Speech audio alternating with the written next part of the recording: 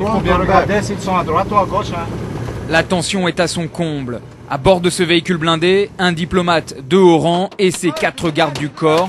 Le terrain est extrêmement hostile, le convoi est attaqué.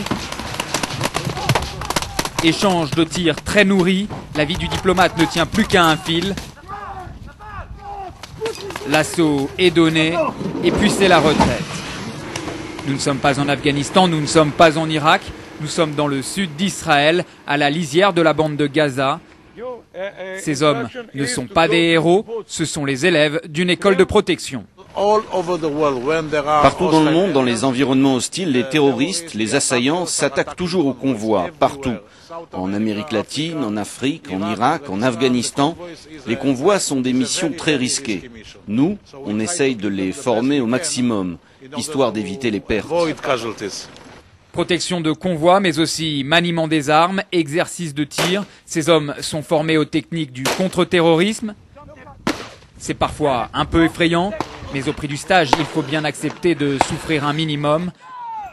4 500 € pour 2 semaines d'entraînement intensif. Anciens légionnaires, anciens militaires, les stagiaires viennent de toute la planète pour se former en Israël.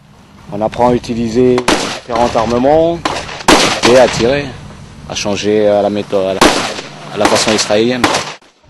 Les mecs, c'est ça la réalité de la vie. La façon israélienne, héritée de nombreuses années d'intifada. Les instructeurs sont d'anciens commandos d'élite. Leur méthode est fondée sur l'expérience du combat et la gestion du stress en zone de très haute tension. À partir de maintenant, personne ne marche. Je veux voir tout le monde courir. Allez, allez, plus vite. On essaye de leur mettre beaucoup de pression pour voir justement comment ils réagissent. Bien sûr, je pourrais enseigner tranquillement. Non, l'idée c'est vraiment de leur mettre la pression parce que sous pression, tu travailles beaucoup mieux. Après leur stage, la plupart de ces hommes iront se vendre à des sociétés militaires privées comme Blackwater par exemple. Pour tous, l'objectif est le même, gagner sa vie en zone de conflit armé. Moi, je vais retourner en Irak. Bagdad, c'est comme la Coupe du Monde. Vraiment, l'Irak, c'est comme la Coupe du Monde. Si tu joues pas là-bas, alors tu joues pas pour de vrai. Prise de risque et sensations fortes, appât du gain aussi. S'ils vont en Irak, ces hommes pourront espérer gagner environ 1 500 € par jour.